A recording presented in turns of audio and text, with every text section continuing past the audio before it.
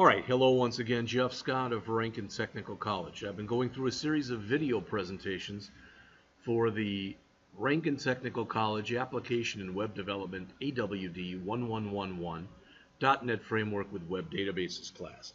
The book for the class is ASP.NET MVC with Entity Framework and CSS by Mr. Lee Naylor. I am in the middle of Chapter 10, and I do want to mention for anybody who might be watching this, that I taught this class a year ago. And when I taught the class, we had a book with 25 chapters, a Muroc textbook. I'm not going to even show it to you right now, but the point is, the first 24 chapters of the book did not talk about Model View Controller. It was almost an afterthought that was put in Chapter 25.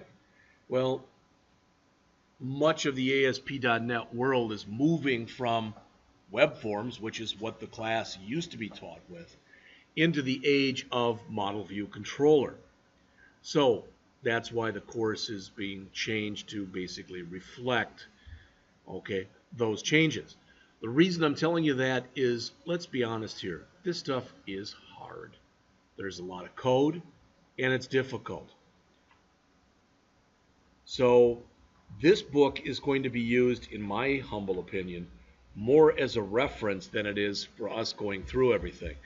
So why are you going through this book, Jeff? The main reason that I'm going through it is to help myself be able to understand everything that we're talking about a little better than I currently do. So I'm on the middle of page 380, adding page links to the view and building an HTML helper. It says, obviously we cannot expect users to manually type page numbers into the URL as we did previously where we put page equal to. So we need to generate some paging links similar to those used in the product's index view. So we're going to use an HTML helper that can be used to generate these links for us. It says, in order to display some page links, we need to know a few pieces of data, namely how many orders to display on a page. This is going to markedly change, or it has the ability to markedly change, showing 1 order per page versus 3 orders per page versus whatever. We also need to know which page number is currently being displayed and how many pages there are total. The total number of pages they mention here is calculated from the total number of orders and the page size. So if we have 50 orders and we're trying to put 5 orders per page, we'll have 10 pages, for example. We then need to pass this data to the code that generates the paging links. Since we demonstrated using ViewBag for displaying orders, we're going to assign these pieces of data into the ViewBag in the controller. It doesn't seem like a bad idea because you're doing some calculations and the like, and this doesn't seem like it's going to be a lot of data. It says if we were using a view model, then you would assign these values into that view model. To make paging more reusable and reduce the amount of code, we could instead create a separate view model to do this. So the bottom line is, as you're doing this stuff, you can add more and more code, or you can try to figure out how to take the existing code you have and use it maybe in a better way. All right. After the index method in the orders controller file, all right, it says we're supposed to alter that to add the current page number and the total number of pages into our ViewBag. And there they are down toward the bottom of page 381. And don't let that throw you because it's exactly what we said before. All right. We want a count of how many orders we have and how many items per page we want. And that's going to give us the total number of pages that we have. And we also will have the current page. So as it says there, the total pages property uses math.ceiling, and they give you an example. All right, and they say, for example, if you had 10 products and the page size is 4, 10 divided by 4 is 2.5, you'll always want to round up. So even if you've got 1 extra order, it'll appear on a new page. Next, we come in and we create an HTML helper to generate some paging links to use in the views. Create a new project folder named HTML helpers and add a new class named paging links. So as we take a look in here, there's HTML helpers, and there's paging links. Again, enough code, 60 lines worth. All right, let's take a look at what we're going to have in here.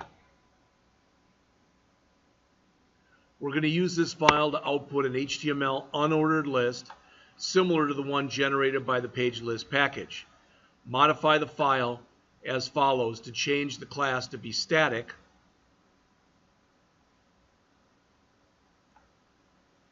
and to create a new static method called generate page links. This method is an extension method, all right, used to generate HTML and views. It takes the current page, the total number of pages, and a delegate named page URL as input parameters and returns an HTML string back to the view. Now, I don't want to sit and read this to you, all right?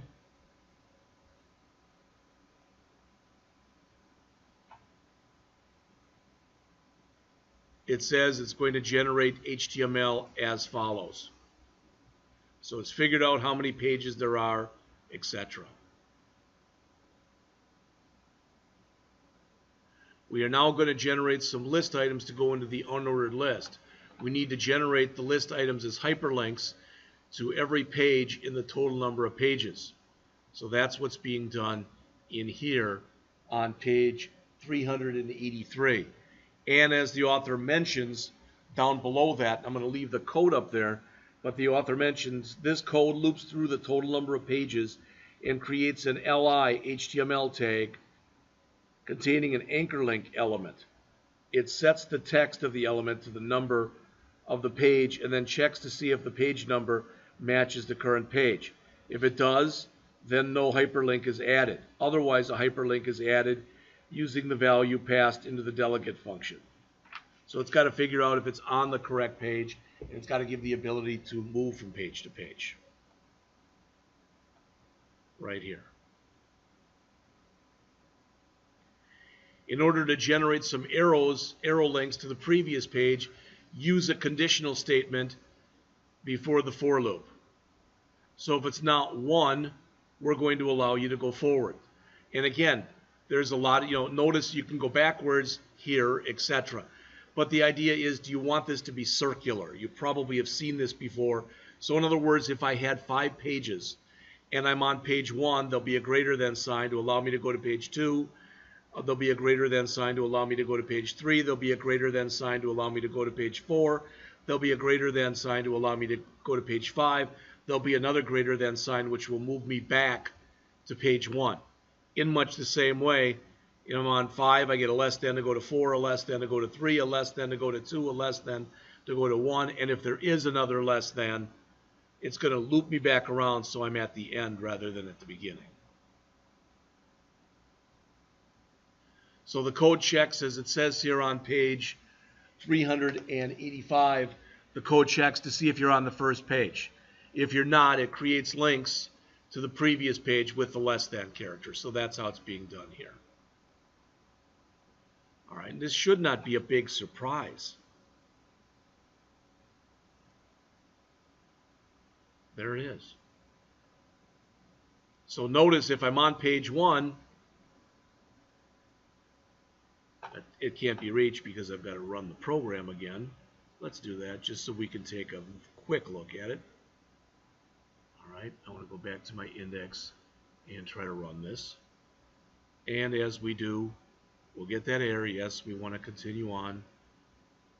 All right, and it'll bring us back to here, and we don't need this one anymore. In fact, we can remove that thing on extension methods. But I should also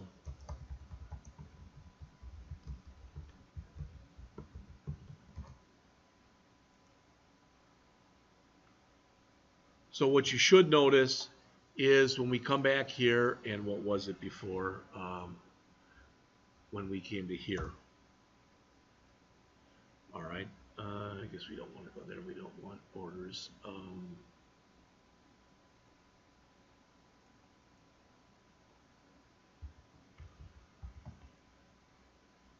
Okay, what was it we put in there before?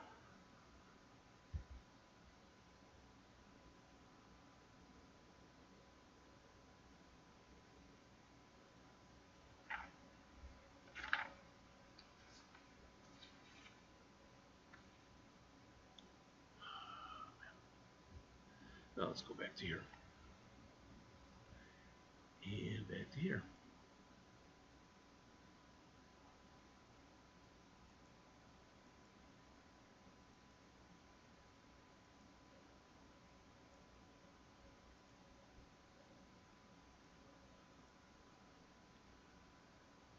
Orders page equal to.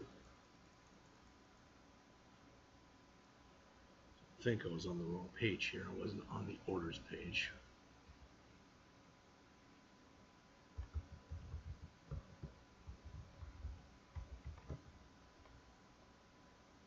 Okay.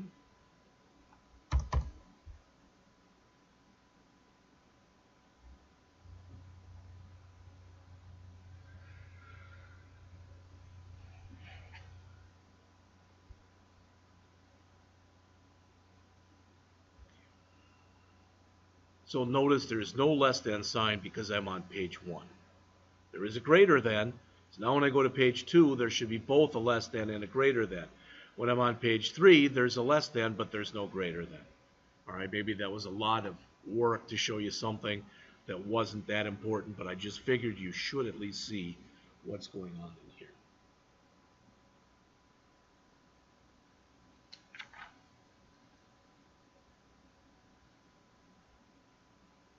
So the code checks to see if you're on the first page, etc. We already looked at that.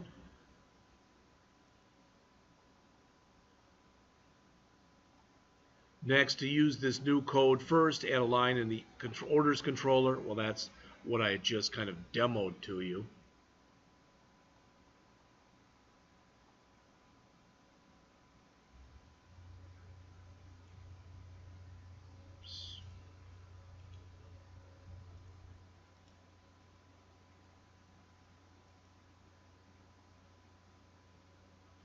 Finally, update the orders index file to allow a using statement in there to put in that HTML helpers. So this is allowing us to come in here and use what's in here, which is our file we've just been looking at.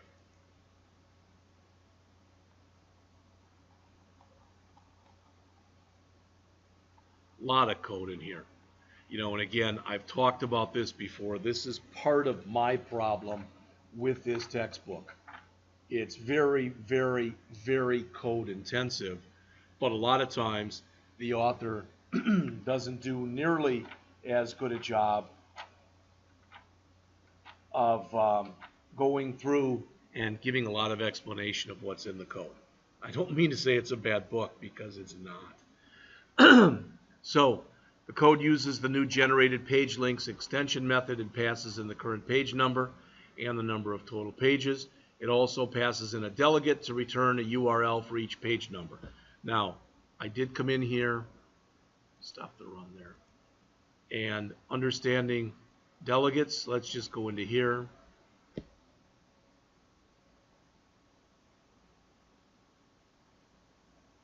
Where are we? Delegates, come on. All right. So this is from the Microsoft documentation. A delegate is a type that represents references to methods with a particular parameter list and return type. When you create or instantiate a delegate, you can associate its instance with any method with a comparable signature and return type, and then invoke that method through the delegate instance. Here's the key. Delegates are used to pass methods as arguments to other methods. Event handlers are nothing more than the methods that are invoked through delegates.